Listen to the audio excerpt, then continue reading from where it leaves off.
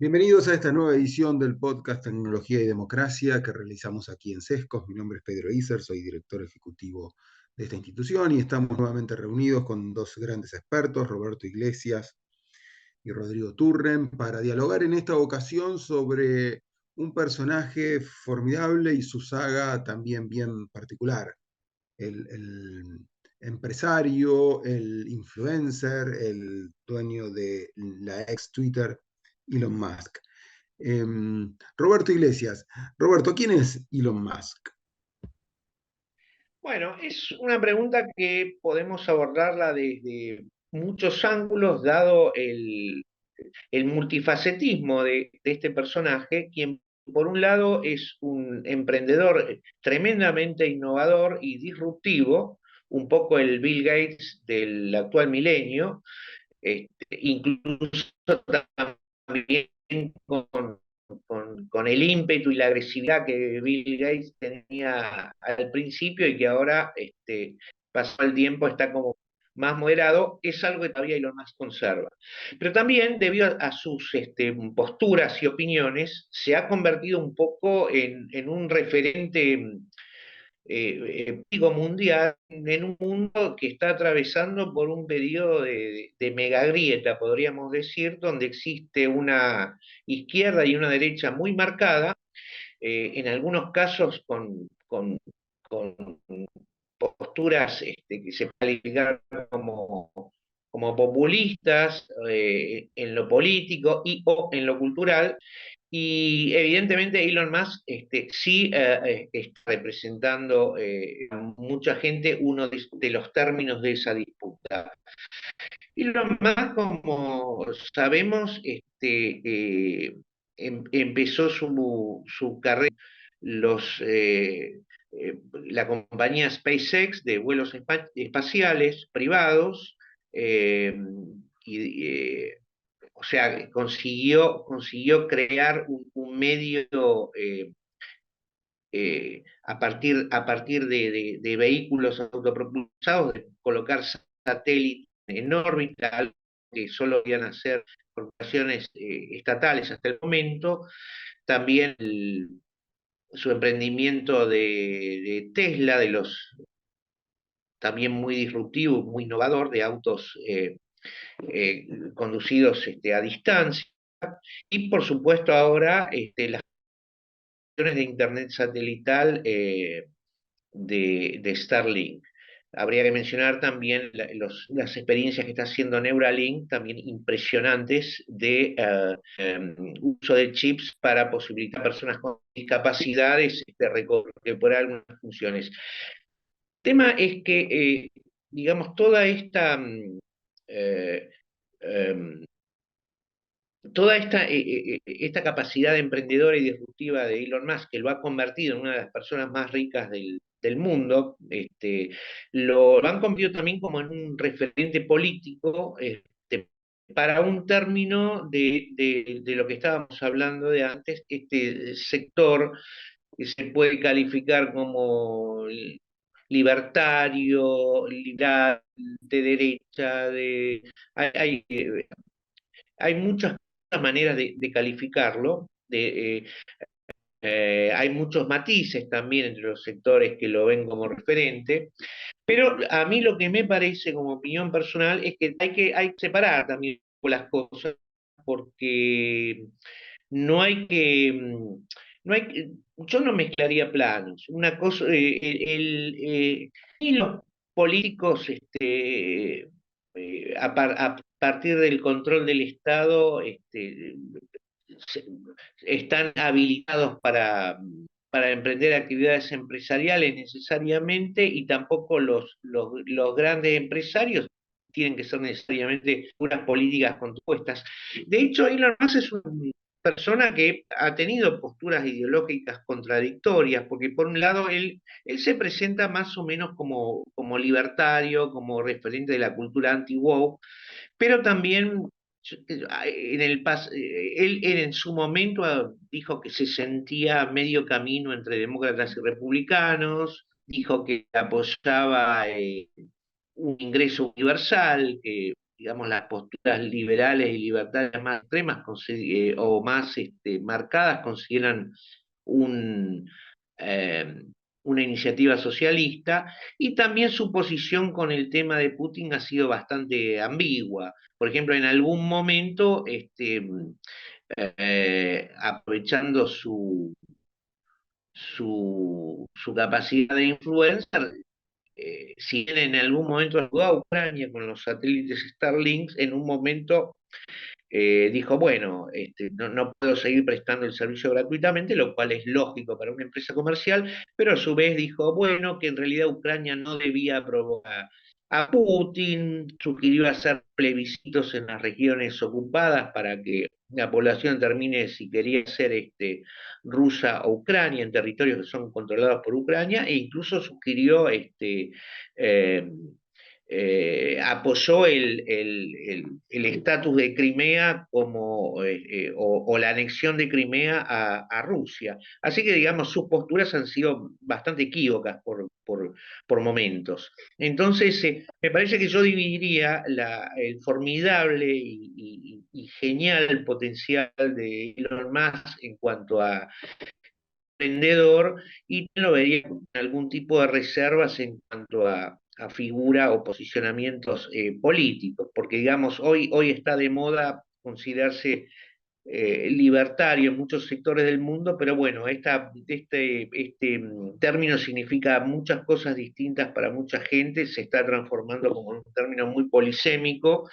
Entonces, yo ahí sí pondría algún tipo de reservas, ¿no? Reconociendo el papel impresionante que ha hecho como innovador y empresario.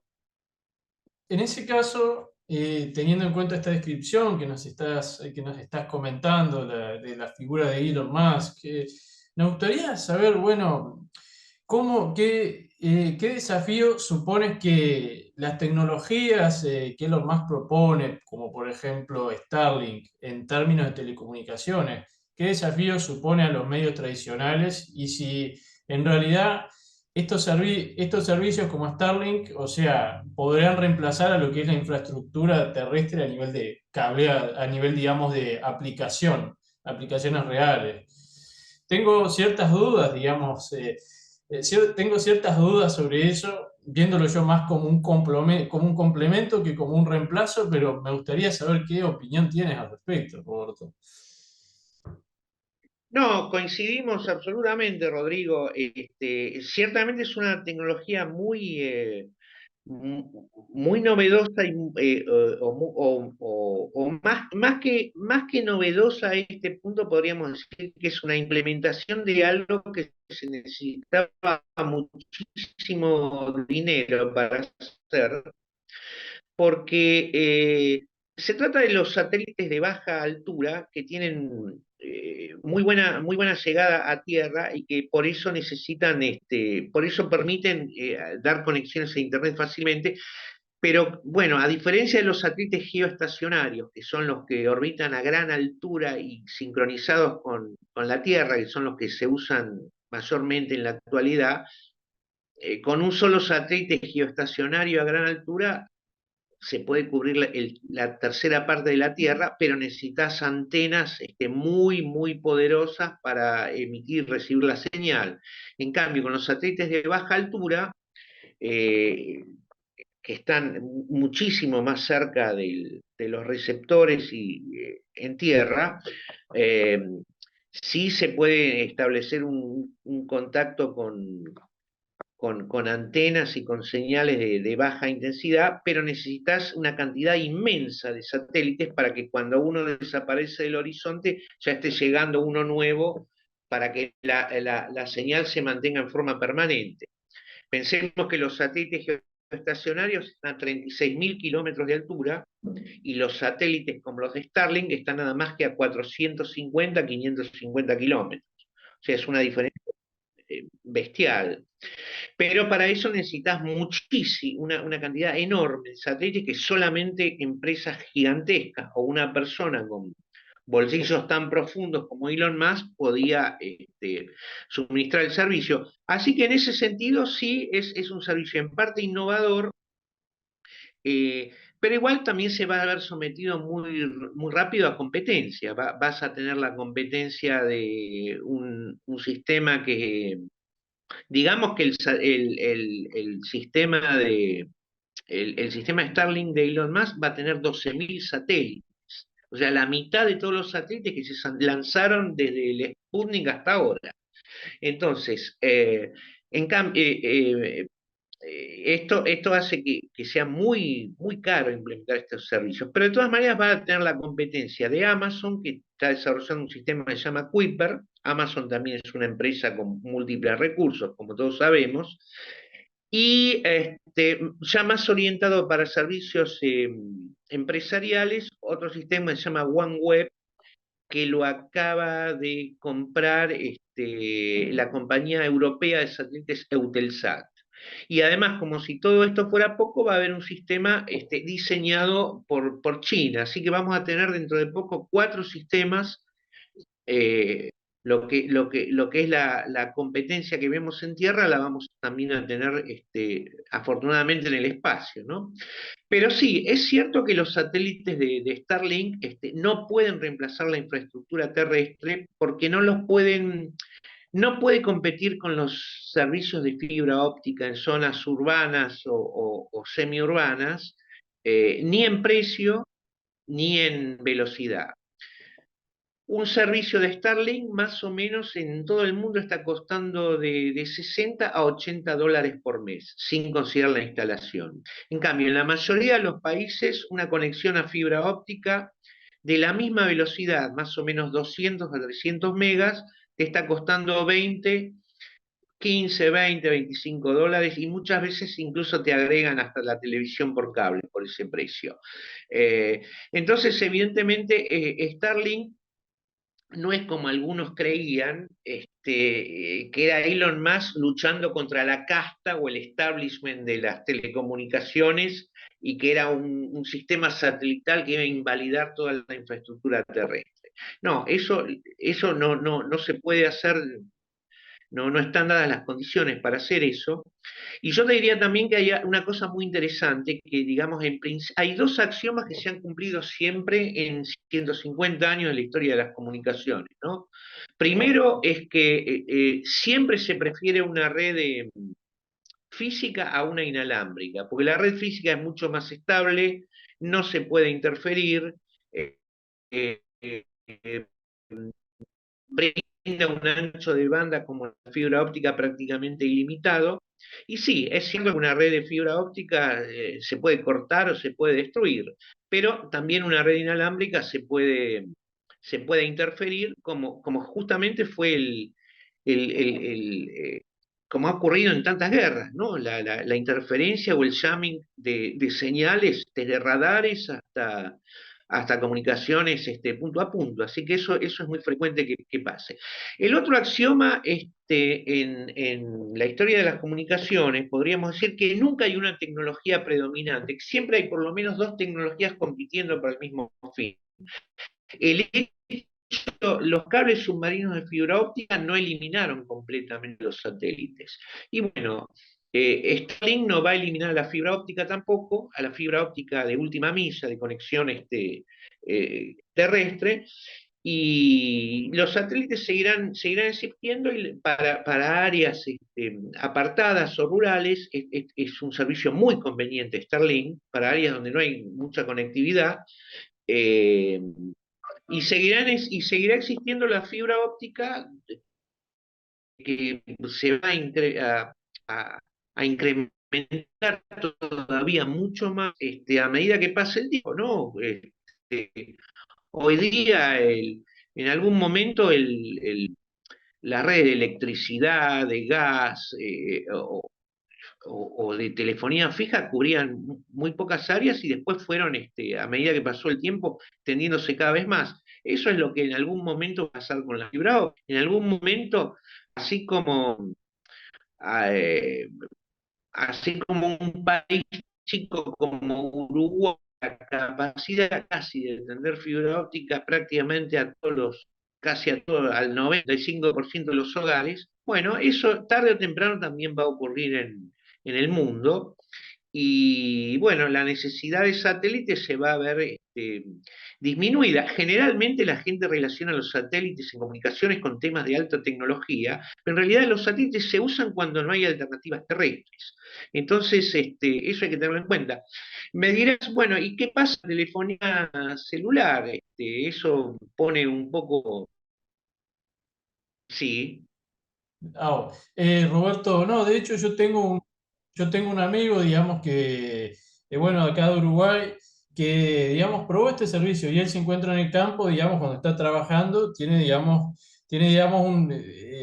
bueno, estar allá en el campo, digamos, por temas de negocio y en donde están, en la zona donde está, eh, bien en el interior, bueno, en ese caso no tiene acceso, digamos, al cableado de Antel, que es, digamos, el proveedor de fibra óptica de acá de Uruguay.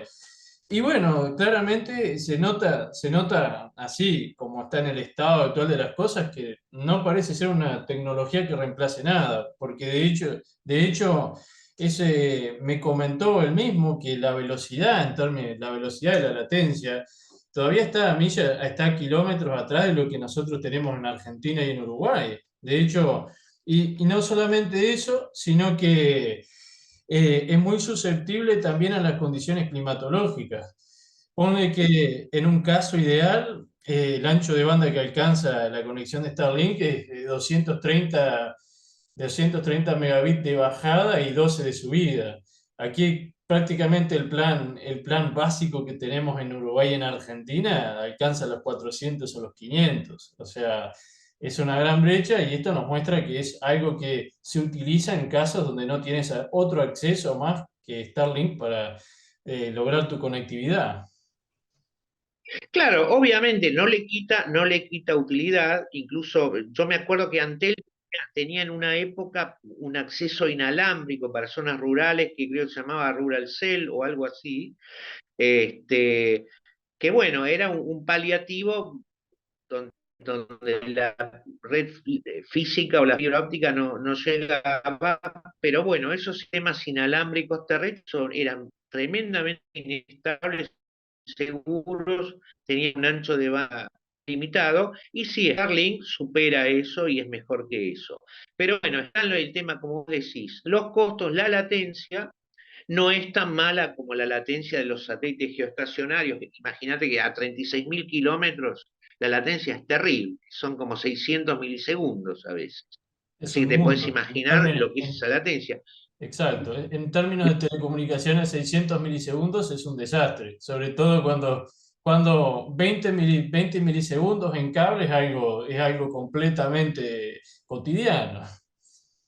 Claro, y eso lo vemos, por ejemplo, cuando vemos en la televisión las entrevistas con un corresponsal que terminan de formular una pregunta y recién contesta como 2 segundos después. Ese es un problema típico de latencia. Bueno, obviamente que al estar a 500 kilómetros de altura contra los 36.000 geoestacionarios, la latencia de Starlink mejora mucho. No llega a ser, creo que es alrededor de 40 o 50 milisegundos, quizás un poco menos, pero puede ser 30 también. Pero tampoco puede competir exactamente con la latencia de servicios alámbricos, ¿no? Servicios fijos, fibra óptica. Pero bueno, evidentemente uno dirá, bueno, esto Starlink lo van a ir perfeccionando en el futuro, claro, pero mientras se perfecciona Starlink, también las otras fichas también juegan, ¿no es cierto? Entonces se perfecciona Starlink y también se van a perfeccionar igualmente los servicios de fibra. De todas maneras, van a seguir conviviendo esas tecnologías, no, no es que una va a desplazar a otra porque los cables submarinos en 60 años no reemplazaron totalmente a los satélites, ¿no? Ni los satélites reemplazaron totalmente los cables submarinos, cada uno en distinto orden. Así que bueno, ese me parece el tema. Lo que pasa es que también había como una interpretación política, y aquí uno puede recordar muy bien la amistad entre el presidente libertario argentino Milei y Elon Musk, que lo veía también como un referente, primero como un empresario que no dependía del Estado de grandes estatales, que fue el caso no solamente de empresarios prebendarios de Argentina, sino de un montón de empresas de defensa y de tecnología de los Estados Unidos durante mucho tiempo. Recordemos que hasta un presidente republicano, el presidente Eisenhower, acuñó la frase complejo militar industrial para describir a fines de los 50, y era un presidente republicano, para describir que había un entramado de intereses muy difícil de manejar y entre las empresas de defensa y los contratos del Estado. Así que bueno, más representa un empresario desvinculado de ese complejo militar industrial, podríamos decir, o de ese sector de empresas que dependen de contratos del Estado, como es el caso en general de Silicon Valley. Entonces, bueno, evidentemente esto genera mucha simpatía en posturas libertarias, pero también, digamos, el concepto de Milei, del presidente Milei de Argentina, de, digamos, enfrentarse contra la casta, ¿no? Que puede ser una casta política, un establishment económico. Entonces, mucha gente, digamos, vio como por analogía que los satélites de Starlink eran como una manera de enfrentarse a toda la casta de las telecomunicaciones, los prestadores establecidos. Entonces creo que hubo mucho relacionamiento entre esto y evidentemente esto no pasó ni va a pasar. En algún momento, por ejemplo, el presidente Milei envió un tuit donde decía que el Multimedios, el diario Clarín, lo estaba criticando en el fondo porque estaban nerviosos con que Starlink iba a quitarles negocio. Y la verdad que, bueno, de la misma manera que Starlink no le puede quitar el negocio medular a Antel o a Clarín o a Telmex en México, no, eso no es algo que vaya a ocurrir. Esa analogía, digamos, entre lo que es el accionar de Elon Musk y lo que se ve como la casta de la comunicación o el establishment de la comunicación, no es real. Así que volvemos a este axioma que hace 150 años que se viene cumpliendo en las comunicaciones, que es el tema de la convivencia en la tecnología, ¿no? Y eso, como vos bien decís, va a seguir ocurriendo. El caso de tu amigo en la zona rural de Uruguay es exactamente una excelente descripción. El sistema es bueno, con 300 megas o con 230 megas más o menos, pues tiene ráfagas de hasta 300, pero el promedio, como vos bien decís, es 230. Sí, bueno, te permite acceder justo ahí al streaming, o sea, alcanza para todo eso. Pero bueno, los costos son altos, la latencia puede ser también alta, puede dificultar desde videojuegos a las funciones de telemedicina o telemedicina, pero esas son las limitaciones, ¿no? Así que yo, digamos, lo pondría en este contexto. Un servicio muy bueno, muy útil, tiene la gran cosa de que el propio usuario lo puede armar muy fácilmente. Es una cosa que hasta yo lo puedo hacer. Cuando vi las instrucciones dije, bueno, es muy fácil, se pone el trípode, la antena y ya está. Eso no pasa con muchos servicios satelitales que hasta tenés que llamar a un técnico. Así que es una gran killer application, como se dice en tecnología. Pero, pero bueno, como todas las cosas de Elon Musk y de cualquier otro emprendedor, hay que digamos, desglosar exactamente qué cosas son buenas y qué cosas no tantas. Por eso yo... Bueno, y en ese sentido, Roberto, toda esta revolución en las comunicaciones, en donde Starlink es un punto de los muchos, supone también un desafío para los medios de comunicación tradicionales. Y ahí mi pregunta, para ir finalizando esta conversación, concatena este desafío con la aparición de Elon Musk, por otro lado, del desafío a los medios de prensa tradicional, que es su extraordinaria compra de la empresa Twitter por $44.000 millones.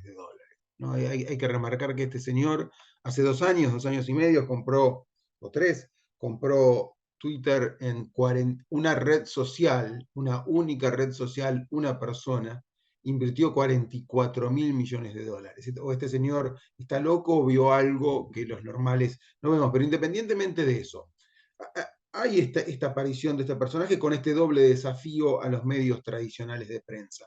¿Cuál es tu percepción al respecto? Él siempre postea, y termino con esto, ¿no? Elon Musk en su cuenta de Twitter, que la liga sin media, ¿no? La media tradicional, ¿no? Del legado, de los nombres, no del mérito, sino del legado, está queriendo decir eso, está muriendo, is collapsing, is dying, dice todo el tiempo, y muestra números, ¿no? No es solo su opinión, sino como la caída incluso, no ya en la venta de papel del New York Times, sino incluso del ingreso a la web, que o sea, estancado, está. ¿Cómo concatenás esas variables y qué reflexión te merece esta cuestión? Bueno, menuda pregunta para ir terminando, porque en realidad tendríamos que hablar 20 horas de esto, pero voy a tratar por una vez en la vida de ser más breve, de ser breve. Mira, lo que yo creo que es cierto, los medios tradicionales siempre han estado en ebullición y en cambio permanente. Puede haber épocas que se aceleren. Cuando apareció el cine sonoro, el cine mudo desapareció. Cuando apareció la televisión, la radio no desapareció, pero se tuvo que reformular. Cuando apareció por cable, la televisión abierta se tuvo que reformular y así. O sea que esto no es estrictamente nuevo, puede haber una gran disrupción, una gran aceleración, pero los medios siempre están cambiando y reformulándose. Así que esto estrictamente no es novedad.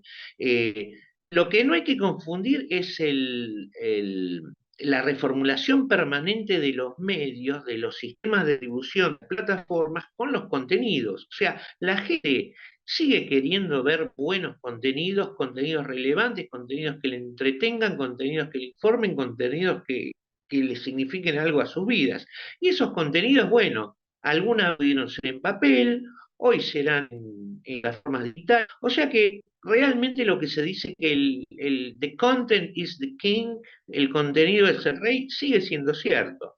Así que bueno, lo que pasa es que no hay que confundir los cambios en las plataformas o en la distribución de los medios con el contenido en sí mismo. Digamos, el formato de película va a seguir existiendo siempre, ya sea en celuloide o en Netflix, o el formato de noticias periodísticas y el ejercicio del periodismo sigue existiendo siempre en papel o en plataformas digitales. Claro, lo que no hay que confundir, por ejemplo, es que un montón de personas hablando, intercambiando opiniones, emitiéndolas o generándolas, pueden aportar información, pueden analizar cosas que no son, pero eso nunca va a reemplazar el periodismo. El periodismo tiene normas de edición, de validación, etcétera, al igual que la ciencia. La ciencia también tiene normas de validación, etcétera, y eso nunca va a ser reemplazado, y sería un error considerarlo así, por una conversación pública donde puede haber desde genios, desde cosas que no alumbren los sectores o los medios tradicionales, hasta tontos. Entonces, no hay que confundir el flujo de información y la gran cosa que pueden ser tweets sociales con el ejercicio del periodismo o con contenidos relevantes. La gente no compra nuevas tecnologías, no consume nuevas tecnologías per se, consume nuevas tecnologías cuando le significan algo relevante en contenido o le transforman su vida. Así que yo sintetizaría de esa manera para un tema que nos podría dar 20 horas para hablar, ¿no es cierto? Perfecto. Roberto, tengo una pregunta más que hacerte. Y es más que nada relacionado a, bueno, tu postura y tu análisis sobre qué rol consideras que Starlink u otras tecnologías de Elon Musk pueden tener en medio, en cuestiones geopolíticas, en medio, por ejemplo, de un conflicto militar, ya sea, por ejemplo, la situación actualmente en el conflicto, la invasión de Rusia a Ucrania, O, por ejemplo, un eventual conflicto en el cual haya algún intento, digamos, de que la Armada de Liberación Popular de China intente invadir Taiwán y hayan tropas, por ejemplo, taiwanesas o norteamericanas en suelo taiwanés. ¿Qué opinión tienes respecto a a este uso en medio de un conflicto militar? Dice Rodrigo que esto ya lo estamos viendo, por un lado con lo que son conflictos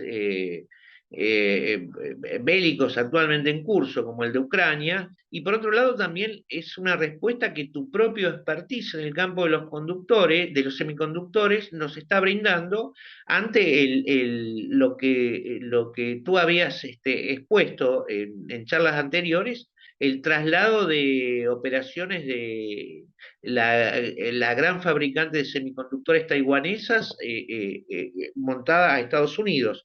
Evidentemente, aquí eh, se están dando esos fenómenos. Por un lado, en Ucrania vimos que Starlink le cedió a Zelensky para contrarrestar la destrucción de infraestructura por parte de los rusos, aunque bueno, después quizás a Zelensky no le hizo demasiada gracia eh, que Elon Musk le aconsejara como si fuera un estratega geopolítico que no provocara a Rusia, que no se incorporara a la OTAN, que hubiera plebiscitos en la zona del Donbass o en otras áreas disputadas, o que, bueno, que le dejara Crimea a Rusia. Entonces, ahí otra vez vuelve a estar en contraposición un poco el, el, la tremenda fuerza innovadora y emprendedora de una persona como Elon Musk con opiniones políticas más cuestionables. Pero avanzando un poco más incluso, vos fijate el tema ahora de la inteligencia artificial, ¿no?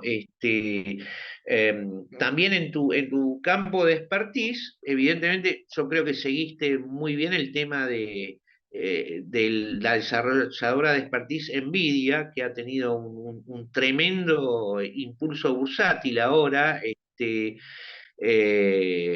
sus procesadores, sus microchips son elementos esenciales en lo que es inteligencia artificial. Inteligencia artificial donde ha invertido también Microsoft, que estábamos hablando antes de Bill Gates, la empresa OpenAI, o mejor dicho, el complejo OpenAI, porque es en parte una empresa, en parte una entidad sin fines de lucro, tiene como dos aspectos, pero ahí ha invertido